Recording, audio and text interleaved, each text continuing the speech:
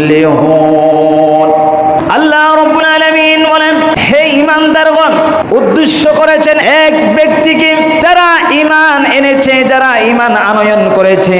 কার উপরে? আল্লাহর উপরে। যারা ঈমান আনয়ন করেছে, লা ইলাহা ইল্লাল্লাহ মুহাম্মাদুর রাসূলুল্লাহ, আল্লাহ এবং রাসূলের উপরে, আখিরাতের উপরে, জান্নাত জাহান্নামের উপরে, আল্লাহর গায়েবের উপরে, এত বড় বড় যারা না দেখে অদৃশ্যকে যারা বিশ্বাস করে, আমার আল্লাহ বলেছেন, ইয়া আইয়ুহাল্লাযীনা আমানু, আমি আল্লাহ ডাক দিয়েছি